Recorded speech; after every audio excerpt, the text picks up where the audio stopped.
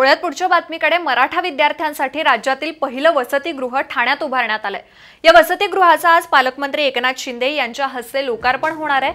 मराठा विद्यार्थ्यांची राहण्याची सोय व्हावी यासाठी प्रत्येक जिल्ह्यात वसतिगृह पाहिजे अशी मागणी मराठा क्रांती मोर्चातर्फे करण्यात आली होती। या पार्श्वभूमीवर मराठा विद्यार्थ्यांसाठी राज्यातील पहिलं वसतिगृह ठाण्यात उभारण्यात आलंय आणि याचा आढावा घेतलाय आमचे प्रतिनिधी विकास काटे यांनी।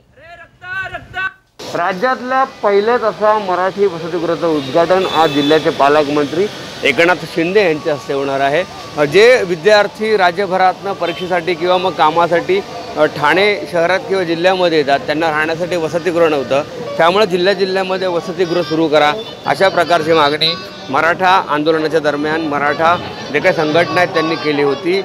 केल्यानंतर आता डॉक्टर पंजाबराव देशमुख मराठा विद्यार्थी वसतिगृहाचं उद्घाटन जिल्ह्याचे पालकमंत्री आणि राज्याचे नगरविकास मंत्री एकनाथ शिंदे यांच्या हस्ते होणार आहे।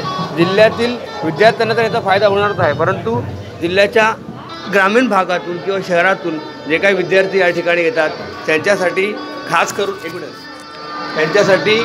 करून याचा फायदा होणार आहे। दुसरीकडे बघितलं तर याच वसतिगृहामध्ये एकूण 3 मजल्याचं हे वसतिगृह आहे। एकूण 19 खोल्या आहेत। सुसज्ज असणाऱ्या ज्या खोल्यांमध्ये आपण बघू शकतो तर संपूर्ण अशी व्यवस्था या ठिकाणी करण्यात आलेली आहे। या व्यवस्थेचा फायदा ह्या वसतिगृहातील विद्यार्थ्यांना होणार आहे। जे विद्यार्थी लांबून ठाणे शहरामध्ये येतील त्यांच्यासाठी याचा फायदा होणार आहे। खुर्ची, टेबल, 2 बेड स्वयंपूर्ण अशा प्रकारचं हे वसतिगृह आहे। नक्कीच भविष्यामध्ये याचा फायदा विद्यार्थ्यांना होणार आहे। राज्यातलं अशा प्रकारचं जरी वसतिगृह असलं तरी प्रत्येक जिल्ह्यामध्ये अशा प्रकारचं वसतिगृह सुरू करावं अशा प्रकारची मागणी विद्यार्थी करत असतानाच आज जिल्ह्याचे पालकमंत्री एकनाथ शिंदे यांच्या हस्ते याचं उद्घाटन होणार आहे। नक्कीच भविष्यात राज्यातील जे काही विद्यार्थी आहेत यांना याचा फायदा होऊ शकतो। विकास काटे, साम TV न्यूज, ठाणे।